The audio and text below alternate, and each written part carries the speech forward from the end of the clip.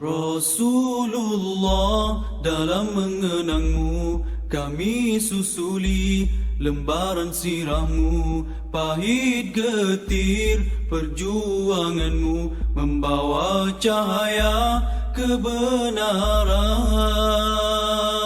Assalamualaikum warahmatullahi wabarakatuh, dan selamat datang ke pameran Maya yang bertemakan penghayatan sunnah Rasulullah sallallahu alaihi wasallam mampu membina jati diri dan peribadi muslim.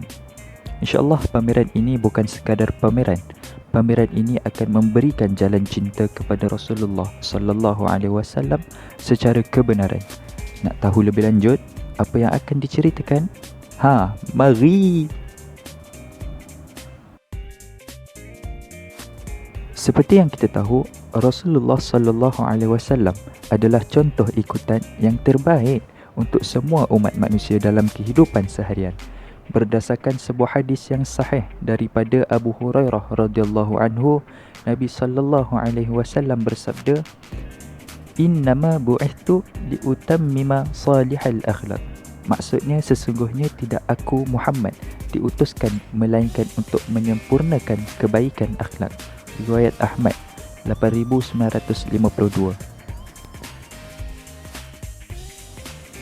Antara ibadah yang kita boleh hayati adalah ibadah salat. Seperti yang kita tahu, salat itu diturunkan kepada Rasulullah sallallahu alaihi wasallam dan umatnya. Salat adalah rukun Islam yang kedua dan ia merupakan rukun yang sangat ditekankan selepas dua kalimah syahadah. Salat telah diwajibkan ke atas setiap muslim yang mukallaf, seperti firman Allah Subhanahu wa taala dalam surah An-Nisa ayat 103, A'udzu billahi minasyaitonir rajim.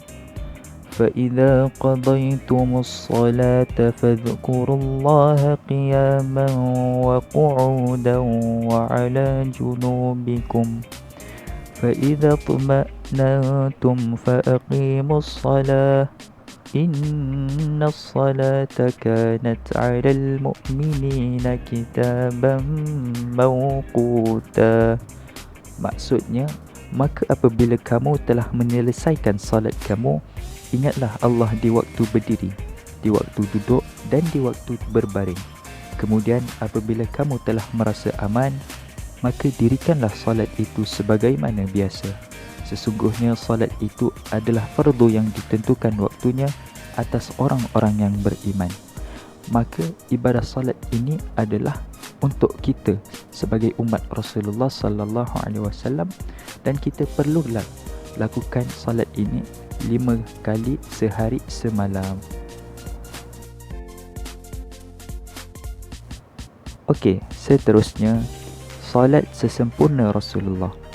Rasulullah adalah contoh dalam setiap ibadah yang kita lakukan. Kita perlulah salat seperti Rasulullah sallallahu alaihi wasallam. Daripada Malik bin Huwairith radhiyallahu anhu bahawa Rasulullah sallallahu alaihi wasallam bersabda, "Sallu kama ra'aitumuni usalli." Maksudnya, salatlah kalian sebagaimana kalian melihat aku salat. Hadis riwayat Asy-Syafi'i dan Ibnu Hibban. Ibadah salat perlu dilaksanakan sebaik mungkin dengan mencontohi amalan salat yang ditunjukkan oleh Nabi Muhammad sallallahu alaihi wasallam. Di dalam salat, seluruh perhatian adalah kepada Allah Subhanahu wa taala dengan menghayati setiap bacaan dan rukunnya. Penghayatan dalam salat adalah penting supaya ibadah ini dapat dilaksanakan dengan khusyuk. Berkata tentang kepentingan salat, salat itu banyak kepentingannya. Antaranya ialah, yang pertama, salat mampu meninggalkan impak positif dalam mendidik kita sentiasa fokus terhadap tugasan harian. Allah Subhanahu wa taala berfirman dalam surah Al-Mu'minun ayat 1 hingga 2, A'udzu billahi minasyaitonir rajim. Qad aflahal mu'minun alladzina hum fi salatihim khashi'un. Sesungguhnya berjayalah orang-orang yang beriman, iaitu mereka yang khusyuk dalam salatnya. Yang kedua, Solat itu berusaha untuk kita menjadi mukmin yang berpegang kepada amanah dan menepati janji kepada Allah Subhanahu wa taala. Fahami dan hayati sepenuhnya janji ikrar kita setiap kali mendirikan solat menerusi bacaan ayat dalam doa iftitah yang bermaksud sesungguhnya solatku, ibadahku, hidupku dan matiku hanyalah untuk Allah Subhanahu wa taala yang memelihara dan mentadbir sekalian alam. Yang ketiga, solat mengajar kita supaya bijak menguruskan masa. Sebarang kecuaian akan memberikan kesan buruk kepada catatan amalan kita. Rasulullah sallallahu alaihi wasallam pernah ditanya sahabatnya berkenaan waktu mendirikan solat. Maka Rasulullah sallallahu alaihi wasallam bersabda yang bermaksud solat pada awal waktunya. Hadis riwayat Imam At-Tirmizi dan Abu Daud. Berkata tentang akidah, di Makkah Rasulullah sallallahu alaihi wasallam telah menanamkan akidah yang kukuh selama 13 tahun. Sehinggakan para sahabat yang dikelilinginya diperintah oleh Rasulullah sallallahu alaihi wasallam untuk berhijrah ke Madinah untuk menyebarkan akidah yang benar. Pada ketika itu, di Madinah telah terbinanya sebuah negara Islam di mana ayat-ayat mengenai hukum-hukum telah diturunkan. Sahabat-sahabat Nabi sallallahu alaihi wasallam mengamalkan seluruhnya perintah-perintah Allah dan mereka mampu menjaga negara Islam Madinah kerana akidah mereka sudah kuat. Sentiasalah mentauhidkan Allah. Sebagai hamba yang penuh kehambaan, kita perlu sentiasa mentauhidkan Allah. Tauhid kepada Allah Subhanahu wa taala bermaksud ketaatan kepada segala perintahnya yang membawa kepada ketinggian martabat sebagai hamba dan khalifah di muka bumi ini. Kita perlu sentiasa mentauhidkan Allah agar terhindar kehinaan. Allah Subhanahu wa taala berfirman dalam surah Al-Ikhlas ayat 1, Qul huwallahu ahad.